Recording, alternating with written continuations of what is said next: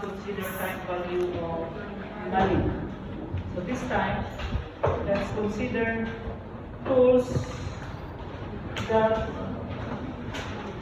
or discuss tools that considers time value of money. Okay, so let's summarize. There are only 3 tools that I have given you that does not consider time value of money. We have payback period, payback reciprocal, and we have accounting rate of return or your ROI. So let's move on to tools that considers time value of money. First tool,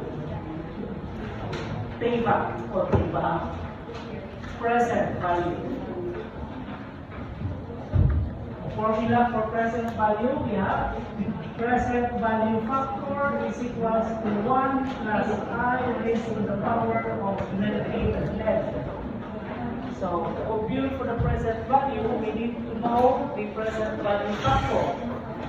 And I already know, I hope, I mean, that you know how to use your calculator in computing for the present value. Okay?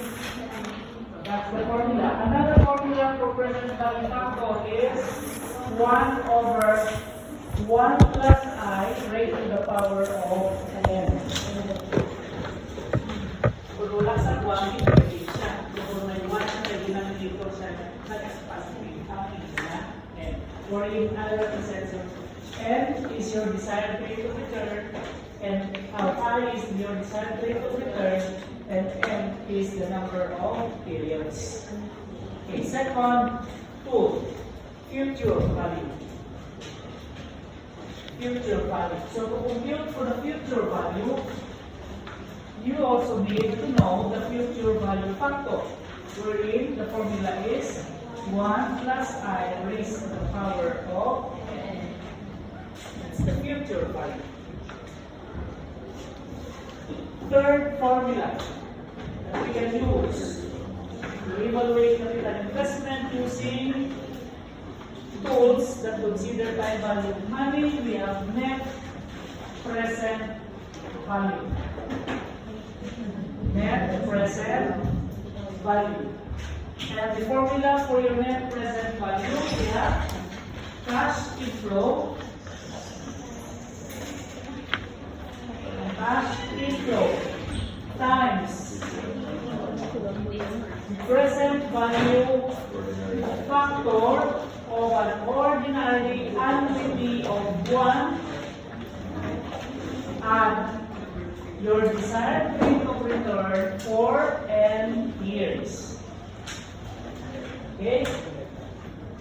Present value factor of an ordinary annuity of 1 at a desired rate of return for n years. Okay. 1 plus your salvage value times the present value of 1 at a desired rate of return on the terminal life. Okay? Terminal life. Lagi na ba siya? So, we have this.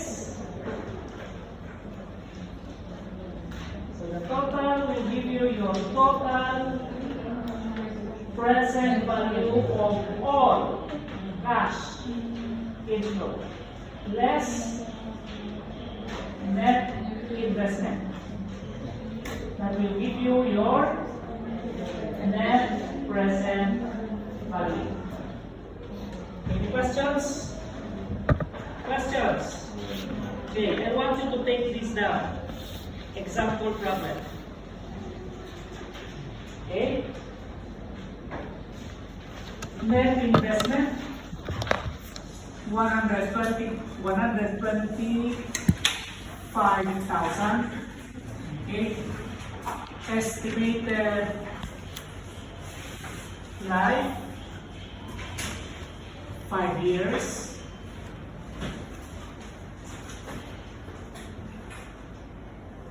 Salvage value 5,000. Desired rate of return, 7%. Tax rate, 10%. Gross profit, 50,000. Operating expenses, excluding depreciation,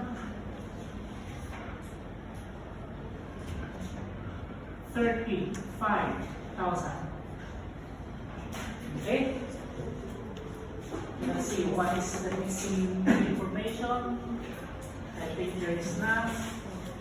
So let's compute for net present value. Okay, note that there are two factors that you need to know to compute for the net present value. One is your net investment, and the other one is your cash inflow. Okay? Understand? Okay, so your net investment is given to be 125,000, but cash inflow is not given.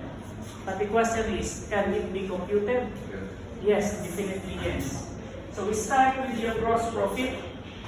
So we have gross profit 50,000 less operating expenses 35,000 plus depreciation. Okay, wala pa na nag-include depreciation. So your depreciation is 125,000 minus 5,000 salvage value divided by 5. That will give you 24. So total expenses is 54. Okay? 54. 59. Ito na lang is 60 o Pacific 1. Okay, may tax. So we have now 1,000. This is now your net income before tax, less tax, which is 10%.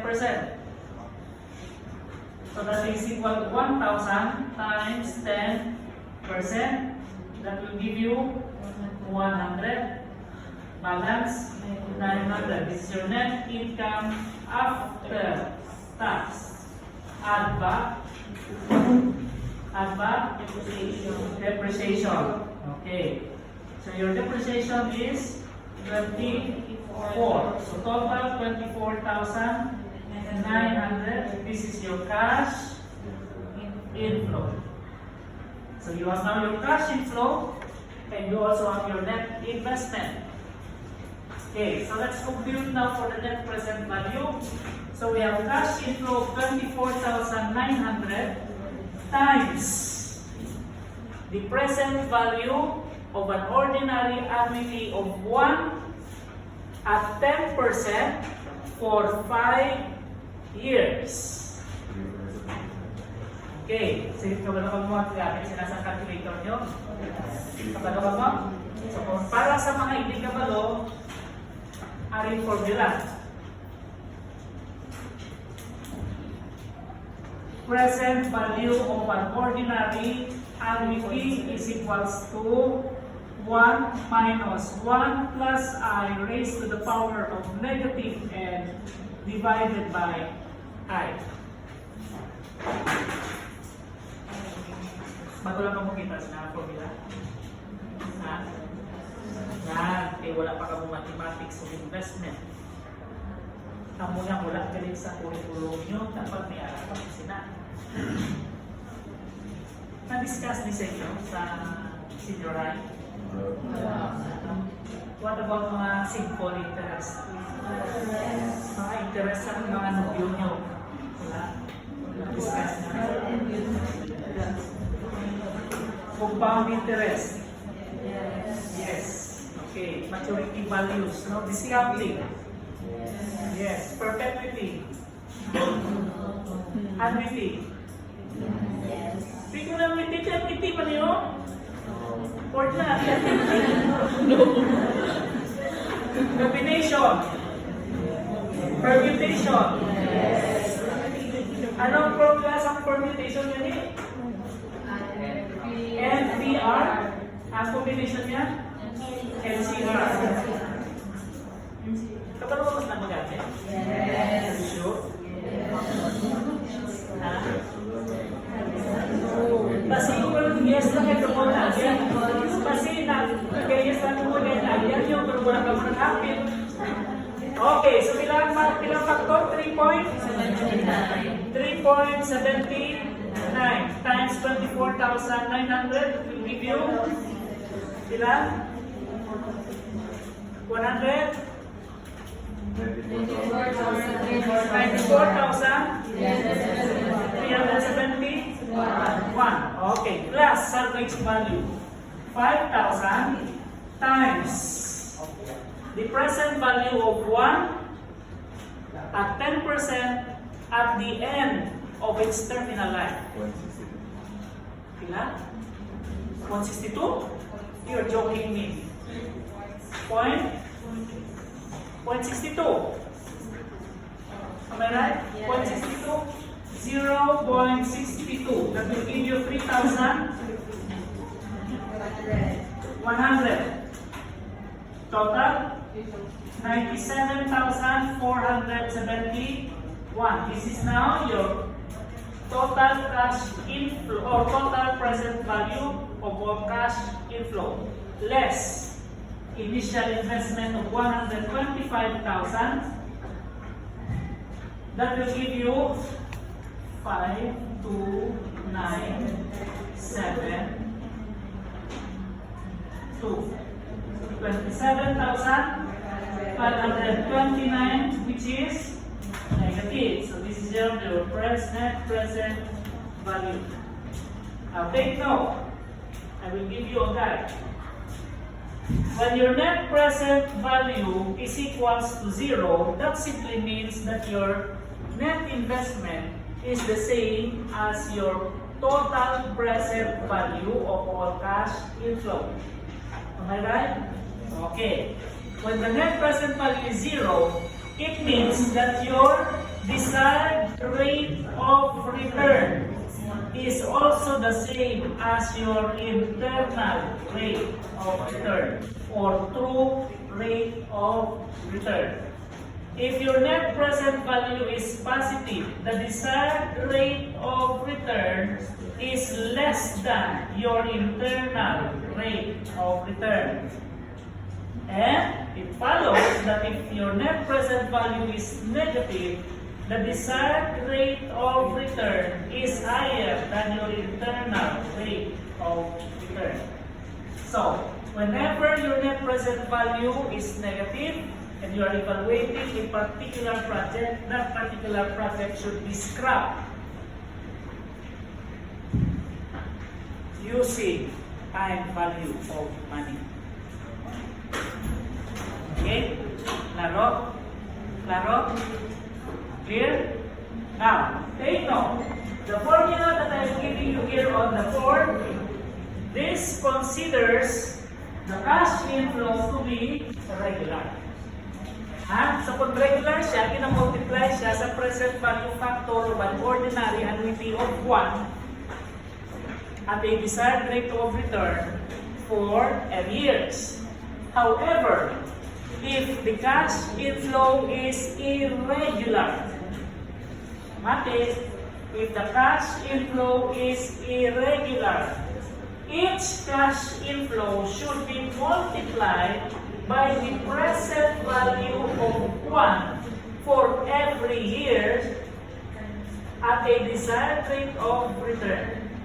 Klaro? Kada isa, multiply po yan sa iyaman nga present value factor. Okay, children? Anybody who do not understand what I mean here on the front? Anybody? Wala? Okay, any questions with regards to that present value? Now, don't ever expect that I will let you compute for the net present value. Sometimes I give problems wherein net present value is given And all I want is how much is the investment. Or how much is the cash flow. So, kung balikod mo, basta ang istorya, pag-asa na. Intindihan ko? Intindihan kita? Okay. Now you can start solving problems in your materials pertaining to net present value. Please take note, your material has several problems. The first 5 problems is about outflow and inflow, if you have noticed. It is all about net investment. The next problem, set of problems, is about payback period. The next problem is about payback reciprocal and accounting rate of return. Kaya pasunod na ta. So, net present value. Okay. Yes? Sir, ano ang difference of cash inflow received evenly? Cash inflow Is received evenly. is received evenly, meaning regular cash inflow. Maski irregular sa kanila. Hindi mo daw palang problem na receive evenly. Kung di mo palang reyes ang cash inflow, yung nabato niya. Ha? Ang problema mo galing siguro, dali lang. May problem na siguro kung nagkasiling siya ang cash inflow is evenly. Is received evenly. Pero ginapamangkot siguro sa problem, bilang nag-income. And the NPV naman po. Ang NPV, hindi mo na formula.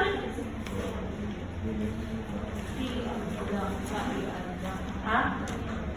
Wala na, no?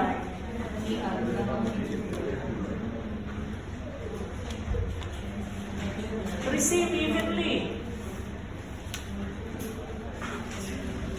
Basta even na siya na ginabato mo evenly, meaning to say regular. Okay? But please take note, salvage value is different. Because salvage value is always considered as cash inflow at the terminal life. Okay, questions? By the way, your grades for prelims and midterms is already encoded. And I know you notice yung prelim manubuksan sa midterm. Am I right? Damo nagpamangkot sa ako. Sir, nga ako na akong grades. Hindi pala, nagagyan, nakita na ako inyong quiz. Dito pa ako sa prelim man mismo. Di ba? So dito, ako na una nanubuko mo.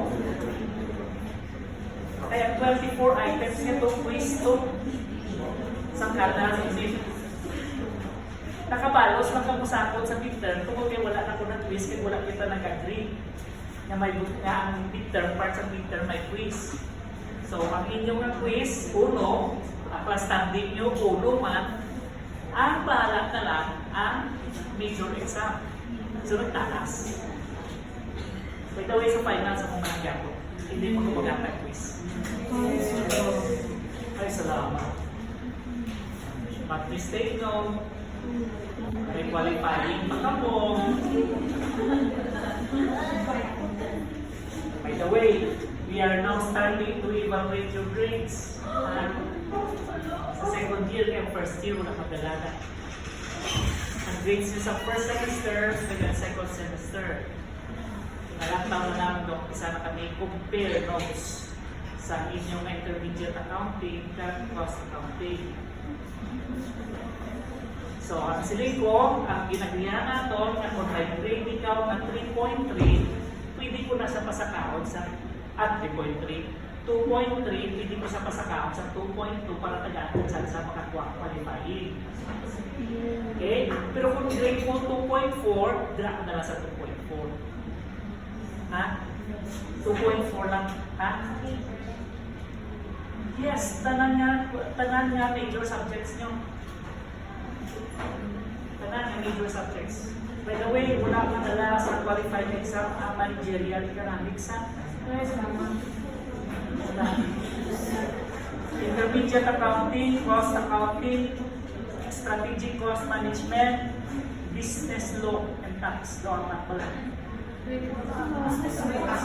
Business law lang. Hindi yung business law na no? Framework. Regulatory framework. Okay. Since there is no questions regarding net value. Let's move on to the next tool. And the next tool that considers time value of money is known as profitability index. Profitability index. And the formula used to compute for profitability index is present value of all cash inflow divided by net investment. Present value of all cash inflow divided by net investment. Okay, let me tell you what profitability index is. Profitability index is your last recourse formula. Okay, that is your last recourse formula. Sir, what do you mean about last recourse? Now, let us say, for example, you are evaluating 5 projects. You are evaluating 5 projects. Now, you start to evaluate using tools that does not consider time value of money. Payback period, payback reciprocal, accounting rate of return. And you notice that all of them qualified. Dapat sila, qualified sila tanan. Okay? Do you get the point? Ha? Kung magkalitan na sila sa payback period, ang iyong payback period is does not reach 1/2 of the life of the asset or of the project. So, qualified sila tanan. Kung accounting rate of return, over and above man sila sa desired rate of return. So, qualified na sila. Okay? Then, you start evaluating these 5 projects using time value of money, which is your net present value. When you start evaluating this, you notice also that all 5 projects qualified. Okay? Qualified sila tanan na iba. Now, take note that the 4th step in solving scientific problem in capital budgeting is the selection phase. Mapili ka. Kaya muna tayo ang i-finance mo. Am I right? The selection of which alternative or which project you are going to pursue. Since everything qualifies, you have to distinguish 2 types of projects because there are 2 types of projects. What are these 2 types? One, mutually exclusive project and independent project. Kinata na sa inyo class right? Now, did you make a research what a mutually exclusive project is? What do you think when the project is mutually exclusive? Ano po sinin mo? Ha? Hindi independent tayo na independent. Ayun ang kampon ko yung mutually exclusive. Correct. Only one project suffices. So for example, nagpakala ko makina, ang tuyo ko babakal sa makina worth 125,000. And my project is, about this 125,000, is to mill. Gamitin ko makina para panggaling. So tuwag ko, hindi ko galingon. Pagay, para ma-transport siya sa bugas. Ukod, ibigay ka. Ukod, kape. Now, kung galingan ko na sa karusang kape, hindi na po pwede, hindi na pwede nga galingan pa sa tanan. Nga sa hawak. Hindi ko niya pa, bugas mo ito karoon, mahok ka, kape. So, kung kape na natin. Kung palay lang. So, it is mutually exclusive. Okay? Hindi pwede nga dumaan sila. Understand? Lagyan niya kung independent project. For example, project 1, galingan sa palay. Project 2, galingan sa kape. So, these 2 is already considered as mutually exclusive. So, hindi na sila mapili kagamit pa sa iba. Now, another project na pinapanundo, for example, your project is about a coconut industry. What projects can you have in a coconut industry? Coconuts. What else? Nakati coco. Hindi ka cobra nakati coco. Is there a conflict between the two? Is there a conflict between Natalie Coco and let us say, Copras? Wala. Kaya ang ginapupra mo, ang kulang ng tubig. Ang ginahimo mo naman ng Natalie Coco, ang sabaw na isang tubig. Wala mo na ikinaputanan sa iyangan. Ha? Ang sabaw sa tubig ang ginahimo na Natalie Coco. Subot sila yun, ang meat sa tubig, pwede mo pa makagot, kaya imuon mo kayo. So you have 3 independent projects, which does not conflict from each other. So patawag sila niya, independent project.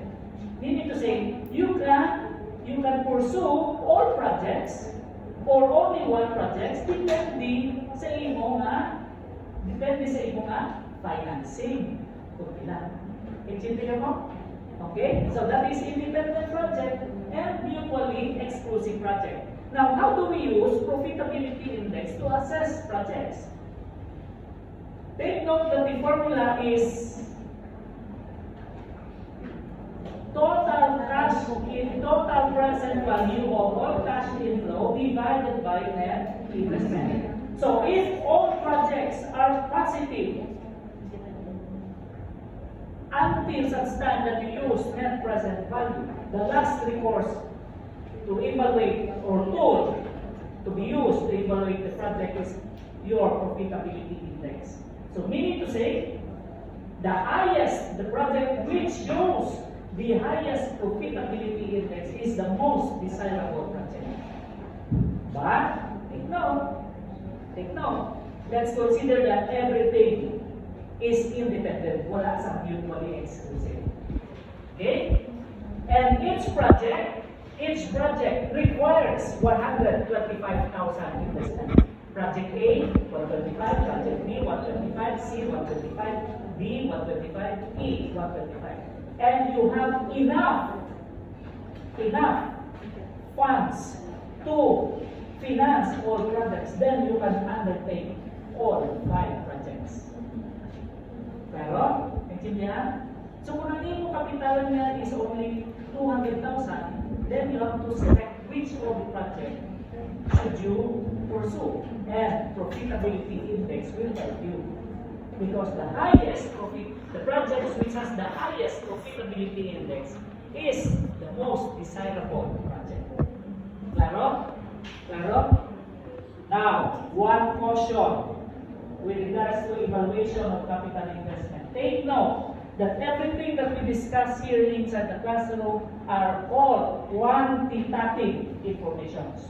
What we consider here are only quantitative information. No biro ni tanan. Relevant numbers or information. We did not include qualitative information. Meaning to say, if qualitative information which is relevant comes in, of course, your decision will change. Saan ano yung mga qualitative information? Ano mga qualitative? For example, this machine. Do you have the technology to operate the machine? Is that qualitative or quantitative? Qualitative. Ikaso mag-uba machine mo. May alam ka pa kayo, ha? O, kung mag-uba ka rin, wala ka pa kayo, ha? Then you have to start to consider that in your decision. Intindihan mo, ang point mo. Ha? Okay? But here, we are only up to quantitative information. Later on, when you become CPAs, and somebody also told you to make a particular assessment regarding capital investment, alang-alang ang balong na siya, ano na project ko? Di sinadang piliyo ko. Project A mo, MVP, ang yan, present value, 27,529. Pero kung sino, basta ako na siya. Kumarami ang balo. No. You now start to make decisions. That is why, before, in the accounting profession, business communication is very, very vital. Kinanglan natin ka mag-English, natin ka mag-draft sa ibong communications, no? Una siya. Kesa kung ayaw ka, bisa na, please take note, ha? Take note. Magkuha ka sa examination, sa CPA Board examination, there are questions pertaining to business communication. Dire nila ng pasugod sa MAS, Management Advisory Services. Note that. So not only accounting comes out in board examination, also how to compose letters na gagawa na sa exam na sa board. Sa una, sa amon niya, hindi lang multiple choice, mayroong problem kami, pasabihan mo niya, wala lang problem, kasi nila sila nga, which of the problem is, or which of the project should be pursued and why. So, una ka na akong puso ka na, panami-nami ka na, sula. Ang muna din pulbaan ko, kay nalado, kakita rin sa agi ko, nung kinarusahan sa kuring, so ginawa ko lang panami-nami. Kaya pinao mo mag-alam mag-exam ka mo, pinao mo magamit sa nang erase lang na wala mong i-erase. Friction. Pen, hindi ka mo magamit sila ha. Kaya pasabihin ka mga gigamit mo sa phone sa test paper mo. Kasunod na ipitubig test paper mo, nagbulat ko sa ikitan, sunod sa salakyan, ikubuksan rin mo white notes lang. Focus. Na, ibigay sila magdala na rin gamit. Bahay pa ganun lapis, kung black or blue or red. Okay, any questions sa ginatawag na profitability index? Profitability index. Wala na? Now, last tool, internal rate of return. What is internal rate of return? Internal rate of return is otherwise known as the true rate of return. That is why I have given you idea here regarding net present value that the true rate of return is not the same as your desired rate of return. Your internal rate of return might be higher or lower than what you decide. Okay? And the best estimate for your internal rate of return is either your payback period or your payback reciprocal. Note that the best estimate, I did not say the correct way of computing internal rate of return. Estimate siling ko, hindi na siya true, pero malapit-lapit siya dira ang true rate of return or IRR sa imong payback period or payback reciprocal. Okay? Now, there is only one way of computing for the true rate of return or internal rate of return. Isa lang din.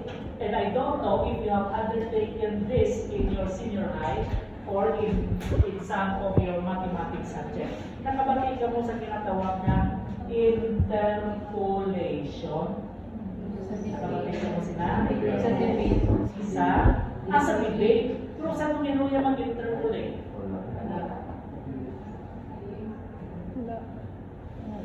Kabalo ka mo mag-interpolate? Ha? Wala?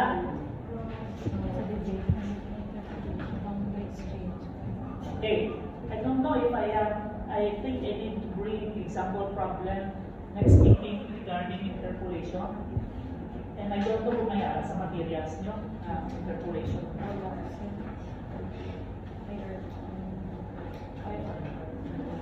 So, ayan, ganun mag-compute sa ayan, at kinalang interpolation kan nagpabalong. Check ko.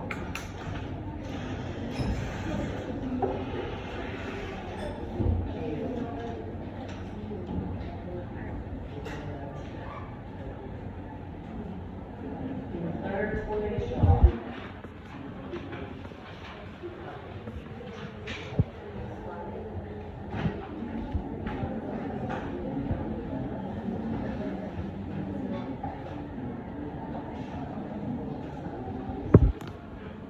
Okay.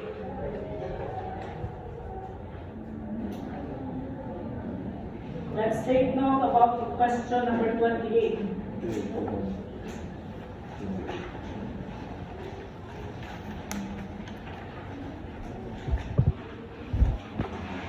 Okay. You have copies? Okay? A tax-exempt foundation intends to invest 1 million in a 5-year project. The foundation estimates that the annual savings from the project will amount to 325 annual savings or cash inflow. Savings na, just take note ha. There are two concepts of net savings or net returns. Net income or cash flow. Okay. The 1 million asset is depreciable over 5 years of straight line basis. The foundation's hurdle is 12%, and as a consultant of the foundation, you are asked to determine the internal rate of return and advise if the project should be pursued or not. Okay. Now, please take note that the investment is 1 million, right? And the annual cash inflow is 325, so that will be 1 million divided by 325,000. That will give you payback period of 3.077. Okay. Have you seen a present value table? Yes. Can you visualize the present value table? It's a map of percentages. Yes. Sa gilid, years. Yes? Okay. Now, this is what we do when we interpolate. On the year, or on the percentage niya 12%, sa percentage niya 12%, pag itao nato dira sa column, may na ang inihon. Kung may table ka. But nevertheless, let us not use table. Ha?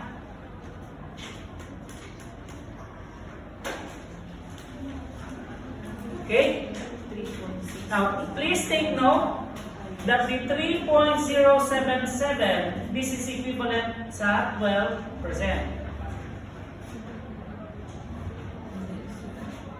Okay? So, magbutang kita diri duha ka values.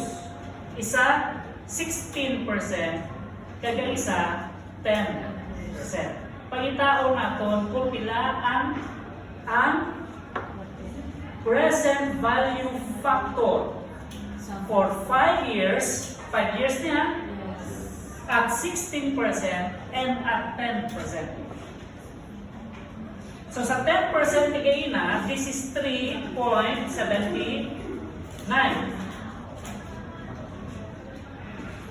Na-compute na nga kanina, 3.79, no? 10%. Now, at 16%, pila? 10%. Pila? 3.0 at 27. Okay, the distance between 16% and 10% is 6%. Okay? So let us develop now the formula. IRR is equal to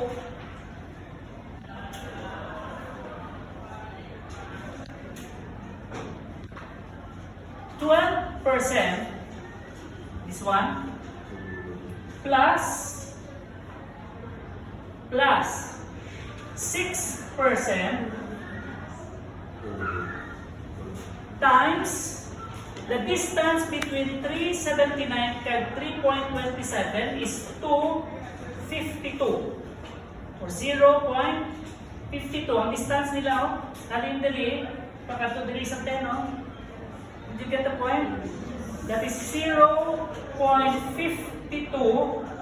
Ang imo numerator will be the distance between this and this one. Okay? So that is equal to 50. Okay? So 50. So that will be 12% plus 6%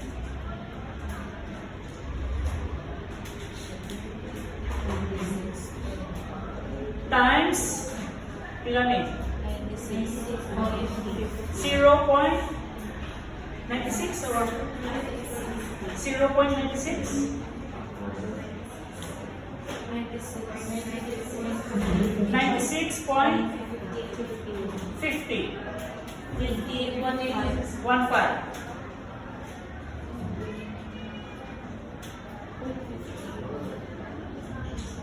Okay, 96.15 times 6%. 0.96 siguro. 0.96 siguro. So 0.9615 times 6%. 0.9615 times 0.06. 0.05769 or 0.12 plus 0.05769. That will give you 17.70. Hindi 12 plus 1 plus 17.769%. This is your internal rate of return.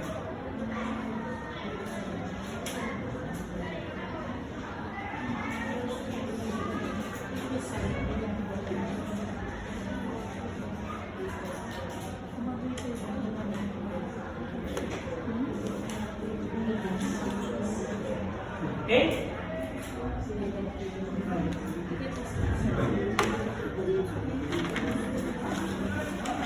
Amo ni yan ang procedure ha.